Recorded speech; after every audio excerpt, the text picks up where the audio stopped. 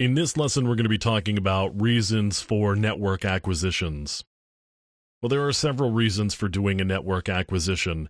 There's actually a good example here. I've got Wireshark up, and in doing a capture, I ran across this DNS query, or this handful of DNS queries, that actually looked a little peculiar to me. So the thing is that sometimes you've got applications that are doing things that you don't always know or understand completely what they're doing, and sometimes you need to do a little bit of digging at lower levels so that you can see what's really going on. So right here I've actually got a DNS query and the query name, so I've got 3 here, and you can see in the section there with the list of packets over on the info field on the right hand side, it says standard query A. And then the first one is KUJJRJCOQJ. That looks a little peculiar to me. And there are 2 just below it that also look a little peculiar. It looks like there's some transmissions that are going on my network that may be suspicious in nature and may actually suggest that there is, I don't know, a botnet or some other piece of malware that's trying to communicate with something. And the reason it says Westel.com, I happen to know, is because the manufacturer of my router is a company called Westel, and just the default configuration is that they use Westel.com as the default domain name.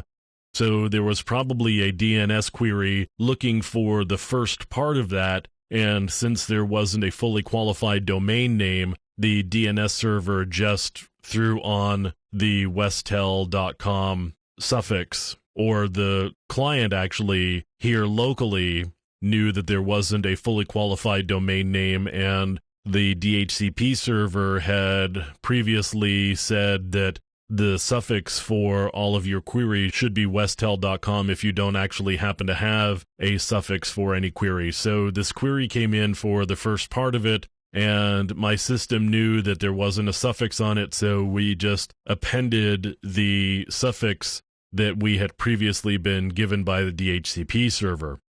So looks like there's something funny that's going on there, and it may be something that you can't see at all on your system without doing a lot of debugging or other types of information, but sometimes just going to the network is the best way to see what's really going on.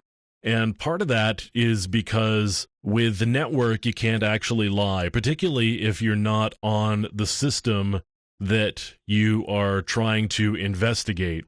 Once a packet is on the wire, the packet's on the wire. There's no hiding it or what it's doing or what it says, because the packet is the packet. Now, if you're looking on a particular system and you're doing investigation there are things like rootkits.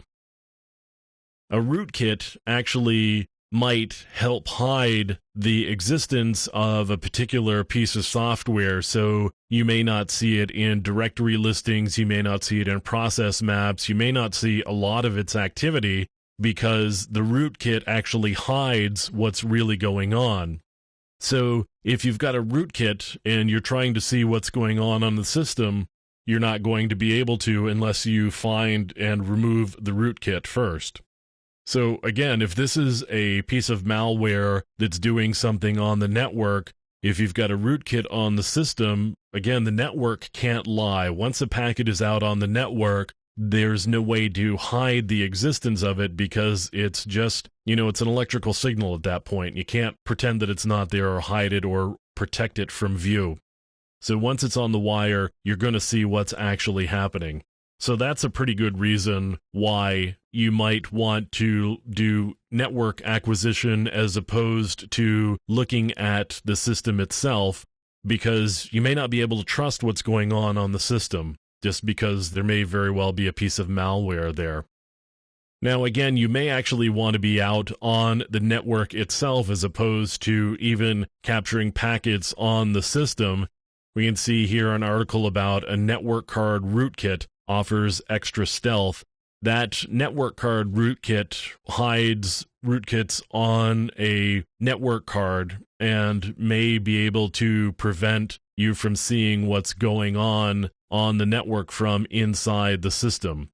So again, you can't always trust the system that you're investigating for a variety of reasons, and that may be why you need to go to the network to see what's happening.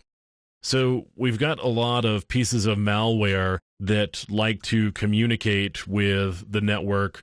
So here's a pretty good one, Zeus. Zeus is a Trojan horse that steals banking information and actually sends it to places in the internet so that it can be retrieved and made use of for illegal purposes. Now, a piece of software like this is absolutely going to be communicating with the network because that's the only way it has of getting the stolen data off to its handlers. So you're going to want to be looking on the network for those particular kinds of communication. So that's something that you want to be looking at the network for, and a pretty good reason for network acquisition. Now, Zeus, of course, isn't the only one. There's a lot of pieces of malware that use the network either for an infection vector or to transmit data to handlers, or in the case of a botnet, you'll have command and control infrastructure that they're communicating with. So there are a lot of pieces of malware, for example, where you may want to be doing network acquisitions and doing them specifically in place of doing an acquisition on the system itself, because you may not be able to trust what's really going on the system and what's being reported to you by system utilities. Now, of course, there are other reasons why you may want to be doing network acquisitions.